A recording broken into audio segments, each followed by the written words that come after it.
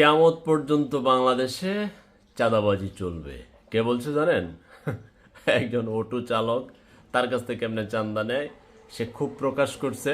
শোনেন তার কল রেকর্ডটা। হ্যাঁ, নিউজ দিয়ে এটা লাভ হবে কি? বাংলাদেশে পৃথিবীর কেমন পর্যন্ত এমন কোন সরকার তৈরির জন্য বাংলাদেশে তো চাঁদাবাজ বদ্ধ করবে যে, এমন কোন সরকার তৈরির জন্য নোয়াখালী। ওই আল্লাহ করবো না, মানুষ তো আর হ্যাঁ, বাঁচবে না। না তো মনে করো মনে করো আমরা আমরা আমরা চিন চালাই, মনে করেন আমরা এই অটো চালাই, চিন চালাই, আমাদের থেকে ডেলি 15 টাকা করে প্রতি গাড়িতে চাঁদা নেয় চাঁদা। পৌরসভায়। তো পৌরসভা এটাই তো একটা চাঁদা, এটাই তো একটা চাঁদা হয়। চান্দা এরা মানে অত 15 টাকা কেড়ে নেয়, কি কারণে, কি বলে? এটা তো পৌরসভার কার্ড সিলিপে টাকা ধরা যায় না। আমরা আমরা হইলাম নোয়াখালী মাইজ দিতে আমার মানে সোনাপুর নেয় 15 টাকা, মাইজ দিতে নেয় 15 টাকা, কারণটা কি? 15 টাকা। 15 টাকা করে কি জিগা না, এটা কিসে? এটা একবার একবার সুদের দাম মাইছি, সুদের দাম একটা তো এই সন্ধ্যা 7টা বাজে একটা স্লিপ দিয়েছে, একটা নিয়ে আমি থানাতে গেছি অফিসের কাছে, বলছি কি তুমি